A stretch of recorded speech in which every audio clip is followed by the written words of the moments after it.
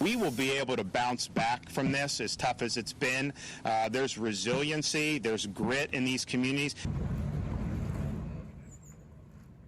All right, the light at the end of the tunnel this morning. Floridians, they are recovering from the once-in-a-lifetime hurricane. Some are finally returning to their homes to salvage what they can. But Ian's not done with the East Coast just yet. It is 6 o'clock this Saturday morning. Thanks so much for joining us and starting your weekend right here on DC News Now. I am Joseph Olmo. Of course, the biggest story of the week has been and still is Hurricane Ian, the trail of destruction it left behind. Take a look in Florida. And the rain it's bringing up the East Coast and into the DMV. We've got team coverage this morning of Ian's impact.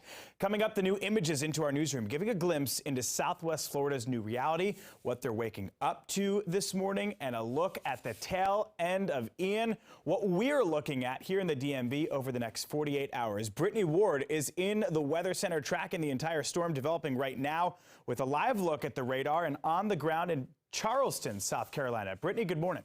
Good morning, Joe. I hope you are having a nice Saturday. It's going to be a soggy one as we continue to head into our weekend across the DMV area. Now, this is a live look at satellite and radar showing you what's been going on since about 3 o'clock this morning. Again, we are still talking about Ian as it has decreased now into a post-tropical cyclone, but still giving us some rain and even the clouds that we're going to continue to see as we head through our weekend today. So the track of Ian, again, still going to be moving north as we head through our Saturday and even our Sunday, still well off to the south, but it has weakened. Winds are only sustained now at 35 miles per hour. It is still moving north-northwest at about 12 miles per hour. But again, we're still going to be seeing the rain across the entire area. We saw the heavier bands of rain as we head into the overnight hours. Still seeing some light showers out there, though. But overall, we will begin to dry out heading into our afternoon, but we're not done quite yet. So definitely keep it here. We'll have another look at that radar coming up in just a bit. All right, Brittany Ward to start us off there from the Weather Center. Brittany, thank you. We are talking Ian's impact this morning. While the Carolinas weren't battered quite as badly as Florida, both North and South Carolina are still dealing with heavy flood damage from the storm. Jason Raven from our sister station WSPA reports from inside one of these damaged buildings in South Carolina. Cleanup is underway here in downtown Columbia. This is just some of the impact we've seen from Ian so far. We spoke with the owner of this building. They say this tree came down around midnight last night. No one was inside, so there are no injuries, but there is some damage to the inside of this Pilates studio. This is in downtown Columbia near the Five Points area. This area is kind of more prone for flooding, so I was a little surprised to see a tree come down of this magnitude, but this is what it looks like inside right now. Restoration crews are here taking a look at some of the damage and some of the cleanup that is already underway. You can see part of the roof over here. I want to show you this. This is where some of the tree branches came down, punctured some holes in the roof, and a lot of water is coming in right now. Now, the owners of this studio say they've made plans to move classes to other locations, and they're just glad that this happened when no one else was in here last night. And they're just thankful that it looks like everybody's going to be okay, and this building will be finished up and fixed once again. For News Nation, Jason Raven, back to you. Look at that flooding there. Well, turning to Florida now. Take a look at this bridge. This is Sanibel Island, one of the areas where Hurricane Ian hit the hardest. This causeway is the only way to and from the island. It's direct access to the island. And look at it. It's cut off now after that bridge collapsed. The hurricane also destroyed a historic waterfront pier in the state. And in Orlando, a woman rescued from rushing flood waters. The intense moments were captured on video. Take a listen. Is there anybody in there? Just you. Those are 5 deputies right there forming a human chain and tossing the woman a rope to get her out safely. They say her car was swept away, leaving her trapped in around 10 feet of water. All right, let's break down Hurricane Ian by the numbers, at least the latest that we have.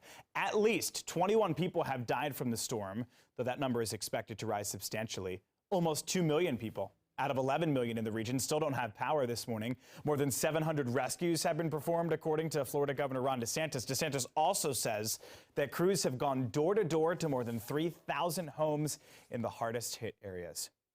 All right, stay with us throughout this morning. We will keep you updated on Hurricane Ian. In the meantime, breaking this morning, an emergency landing at BWI. Last night, Spirit Airlines flight 2077 was supposed to land at Orlando after taking off from BWI. Instead, it had to return to the airport after experiencing a, quote, mechanical issue. That is according to the airline. It did land safely back at BWI. No injuries have been reported. Well, developing now, several townhomes in Montgomery County are damaged this morning, and 5 families are left without a home.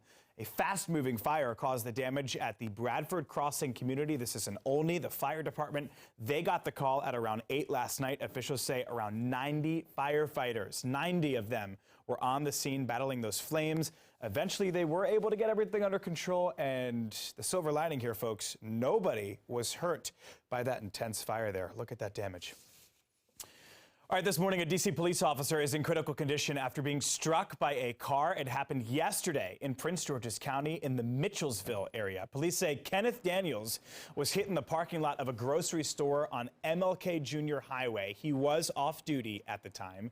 Daniels is a 23-year veteran of the department assigned to the Violent Crimes Suppression Division. His brother is a retired police officer, and his niece works for the department, too. Police officer is what he does. I mean, he's just a great individual. I mean, it's really kind of the bottom line. I've known Kenny, again, since he was in his teens, and we went to Spingarn Senior High School together. Yeah, a close connection there with Chief of D.C. Police. The Prince George's County Police Chief says officers have tracked down the driver and that the driver is cooperating with the investigation. All right, happening today, a law in Maryland is changing with the goal of keeping drivers safe. Maryland's Move Over law has been in place since 2010, over a decade. It was originally designed to keep emergency responders and law enforcement safe. Those protections now extend to all drivers. The law requires drivers to change lanes anytime they pass a stopped vehicle that is displaying warning signs like those flashing hazard lights. Violating the law carries a $110 fine, and adds a point to your license record as well. If the violation causes a crash, that penalty jumps to 3 points. And if the violation causes death or serious injury, the fine increases to $750. If it's not possible for you to change lanes while approaching a stopped vehicle, you should still slow down to avoid being hit with those fines. All right, well, in our schools, according to the Washington Post, Fairfax County Public Schools are changing their hiring process. This is in response to that discovery of someone who had been convicted for soliciting a minor. That person right there, Darren Thornton, was still able to keep his job at a county middle school. It had triggered an extensive investigation that just finished this past week. District leaders are now saying there are several, quote, systemic issues that led to this situation, and improvements need to be made to the hiring and dismissal process of certain employees. Guys, Fairfax County is the largest school district in Virginia, one of the largest in the country. All right, back on the field. It's been 2 weeks since this fight at Gaithersburg High School during a football game with Northwest, a brawl there. It started on the field with players, but witnesses say in the end, even coaches were involved in the brawl. Since then, MCPS has updated its safety guidelines, and now both teams are back on the field playing at other schools. Last night was their first night back, and no issues were reported, thankfully. The new safety guidelines went into place last week. Students are now required to show their ticket and school ID to get in. Non-students need an adult chaperone. Also, no backpacks or large gatherings are allowed. No one's allowed to re-enter the stadium after halftime.